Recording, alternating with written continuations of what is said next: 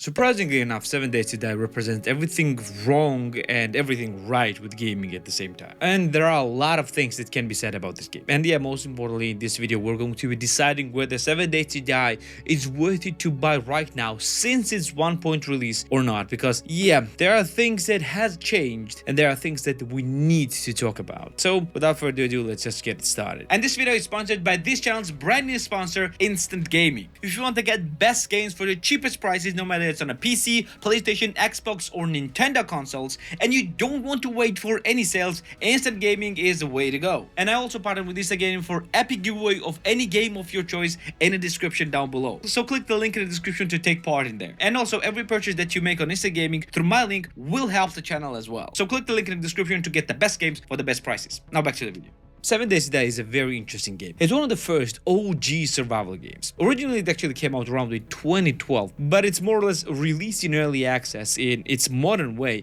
was in 2016. And it is by the books survival game. You're playing in a first person, running around, collecting resources, building bases, defeating enemies, etc, etc. It is everything that you can think of as survival games. Basically, 7 Days to Die is that. But it actually has some depth as well. And it actually has its own separate mechanics. Well, first things first, how you start a game. Well, you start a game just like with any other survival game. You choose one of the pre-made characters or made a character of your own, and it does not really matter actually what type of characters you play with. You choose the map settings, different type of maps, different size of maps, and then you just go into the game. And the main premise of the gameplay is that every 7 in-game days, which will last around 20 minutes by default, but it can be actually changed, every 7 days you're going to be attacked by hordes of zombies. And your goal is actually to survive that 7th day. And it's actually way easier said than done, because zombies are actually pretty serious enemies here, especially when they're attacking in their hordes. So to prepare for this, you need to collect resources, craft different weapons, build a base, and well, basically prepare for an imminent attack of a zombie. It sounds pretty generic, right? Because it is. Gameplay itself is actually quite unique and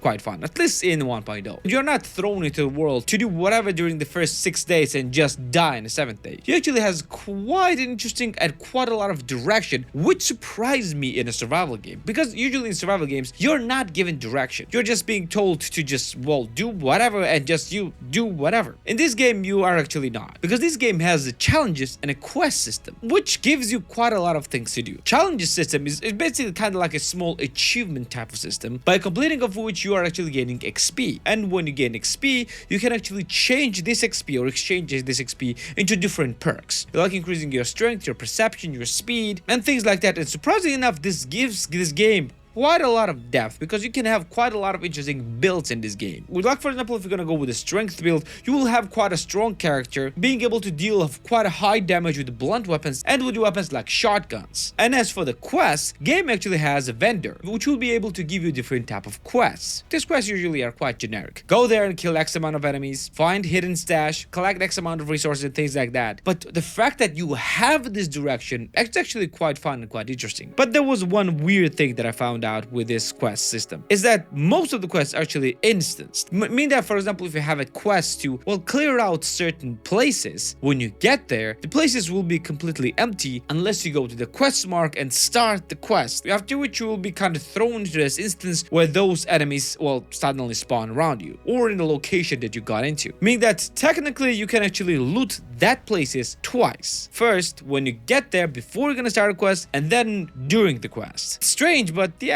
it's not that bad. And zombies and enemies in this game are actually quite challenging as well. It might not feel at first, but well, when you get the weapon into your hands and will understand how clunky this game is, well, you will understand that there is a challenge, because this game is incredibly clunky. And it's very difficult to explain in words, but you will understand immediately the first time you will make a swing in this game. Yeah, the combat is not fun in the game. Game also performs quite weirdly. It does not have a lot of technical issues, but it has some weird slowdowns and performance drops seemingly out of nowhere. Not gonna say that it happens very often, but it does happen. But there is one thing that is true with every single survival game, especially with an old school survival game like 7 Days to Die. It's that it's much more fun when you're gonna play this with friends, because this game is meant to be played in multiplayer. If you're gonna play this game alone, some of you will enjoy it, but if you're gonna play it with friends, probably most of you will enjoy it, because this game is made to be played with friends, just like any other survival games. And if you're gonna play it alone, trust me, you're gonna have quite a diminished experience. But so far, I didn't say a lot of bad things about this game, right? It feels okay. It's just another survival game that we have seen quite a lot. But there are things that I absolutely despise that is happening with this game, or that happened since the release of this game. And the first thing is that the game has been in early access for 8 years, just to double in price when the game fully released. And yeah, don't get me wrong, games suddenly did not become twice better when the game released. For years, this game's full price was $25, and it was more than adequate for the game it is. And as for the sales, it was going down as low as $8 and even $6, and it was quite good. But out of nowhere, when the game fully released, game's full price became $45. And even though you can get this game for less than $20 on instant gaming, $45 for the full price, yeah, this game is absolutely not worth it for this price. We're talking about the game that is more than 10 years old, and even though game has changed quite a lot, you're not gonna see a lot of changes compared to what it was right before the full release and right after. And that's what is wrong with this game. It feels like the devs started to run out of money and then just released the game on the next-gen consoles and just call it the full 1.0 release, and then just doubled it in price. I don't think that things like that should be tolerated and is good and fun. And not a lot of people are talking about this. Don't get me wrong, this game has quite a lot of following. There are a lot of people who are playing this game on again, off again for years now. And with friends, it's quite fun. But for $45, absolutely not. There are games and experiences that are far better than this one. Far more polished, far more fun, and far more full than this game is. Even though I'm not saying that this game is lacking content. It's not. There are a lot of things to do here. But for how the game looks and how it plays, yeah, asking $45 for this one is not worth it. For $20, yeah, probably. Especially if you're gonna play it with friends, but not for $45. At the moment of the recording, we did not have any huge sales since the release of the game, so I don't really know how low the prices will go. But I can assume that on sales it will go somewhere close to $20. And during that time you can get this game, or just get it through instant gaming right now. Other than that, I do not recommend this game. But if you do like survival games and want to know more about them, I have the list of 27 survival games right here. Or if you like RPGs, which 7 Days to Die kinda is, I have another 27 RPGs right here as well. Oh yeah, don't forget to subscribe right here as well. This is me for today,